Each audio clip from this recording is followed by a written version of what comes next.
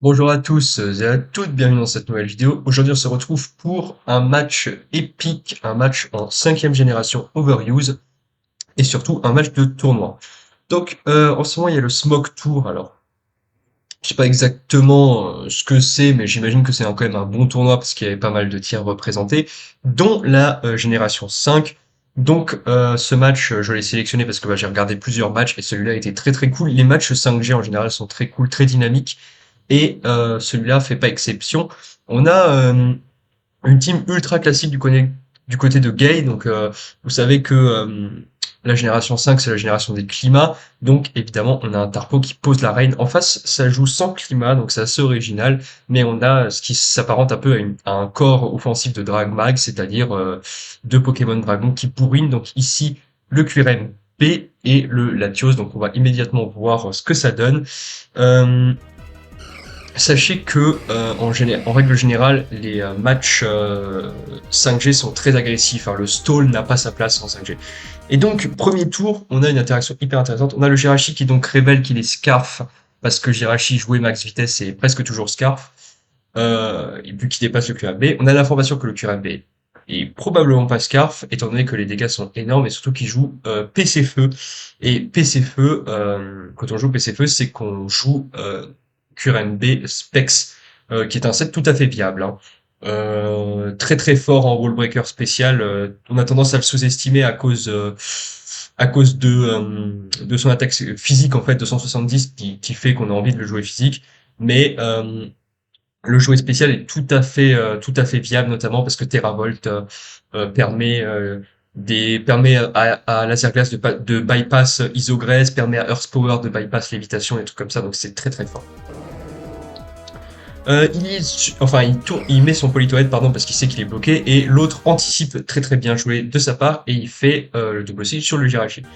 Le Jirachi fait demi-tour, on n'est pas sûr de son objet, parce que Politoed est presque toujours joué lent, et il remet le Kuren, donc il remet une pression immédiatement, et donc là il menace un très gros Dracométéor. Il va pas anticiper des histoires de Earth Power, de Fusion Bolt ou des conneries comme ça, il fait Draco Meteor. De toute façon, même Noacier qui est joué beaucoup plus PDS dans cette génération, même Noacier, vous voyez les dégâts qu'il prend, c'est énorme.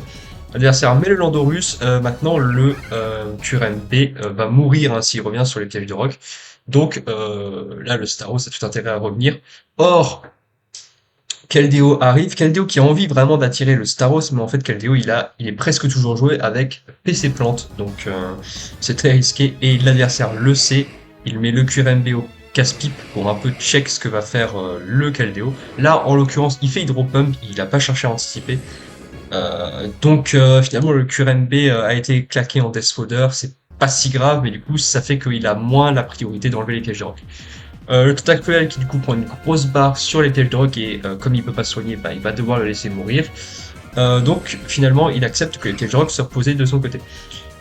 Pourquoi est-ce qu'il a dû sacrifier le Tentacruel? Parce que le Ferrothorn et le Jirachi ont pris trop de dégâts pour venir tanker en fait un des Dracométéors de Latios, qui est alors qui peut être Scarf, qui peut être Specs. En l'occurrence, vu que le QRMB est Specs, on se doute, ou en tout cas on imagine que Latios est plutôt Choice Scarf.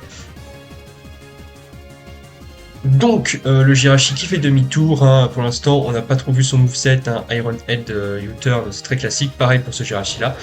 Et donc il met le Landorus en anticipation du PC Plante ou de la Secret Power, et effectivement bien joué à lui, il a anticipé le PC Plante, donc là il va pouvoir faire un demi-tour tranquille pour un peu scout, regarder qu'est-ce que fait le Keldeo.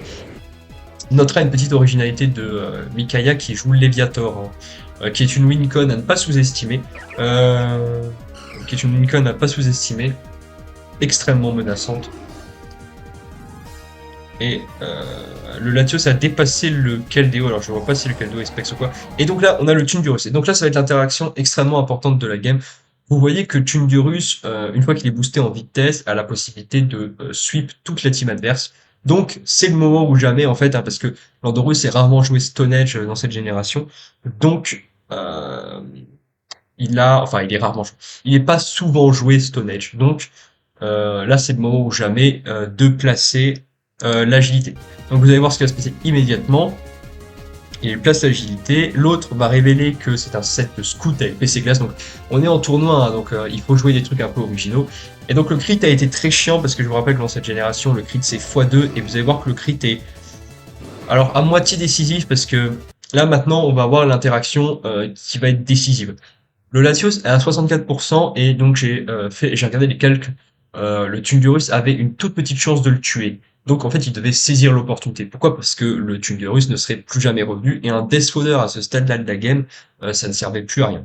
Cependant, erreur gravissime de Gay qui va switch le Tungurus. Donc là, vraiment, euh, c'est l'erreur qui a coûté la game en fait, hein, parce que le Tungurus avait la possibilité, il avait une petite chance de tuer le Latios, et au pire, si le Latios était cheap, bah derrière le Jirachi pouvait juste pivoter gratuitement, reprendre le tempo, etc.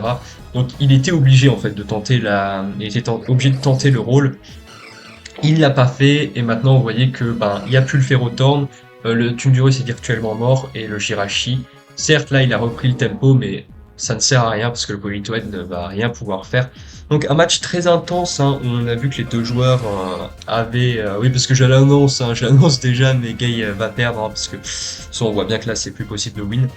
Euh, donc oui, un match très intense où notamment on a vu quelques petites originalités, hein, le PC Glace Landorus, le Specs Queer MB et le Leviator qui sont des Pokémon qu'on voit assez rarement. Les matchs de tournoi, c'est toujours l'opportunité, hein, de sortir des trucs un peu originaux. J'ai vu notamment Celebi jouer en 5G et c'est vrai que Celebi est le contre idéal à Keldeo. Et en plus, euh, Celebi qui a donc dans cette génération, on a le droit d'utiliser Baton Pass, et Baton Pass, je rappelle, c'est une mécanique un petit peu obscure, mais Baton Pass euh, bypass poursuite. Donc sur les types 6 c'est très fort, et c'est dommage que ce soit pas autorisé en 6ème génération parce que ça mettrait un peu ça mettrait un peu à mal les Pokémon ténèbres qui peuvent spammer poursuite en 6G, et le type cible a pris très cher en 6G. Donc voilà, on n'a pas trop vu le Gyarados, le Léviator dans cette fin de game, hein. Malheureusement, il a juste fait le kill final. Mais ça reste un match très stylé, très épique, qui s'est joué finalement à une erreur, parce qu'à part ça, les deux joueurs ont joué très agressif. Voilà, 28 tours, c'est très court. Très agressif, c'était très épique. Pour moi, c'est tout. Je vous souhaite à tous une excellente fin de journée. Au revoir.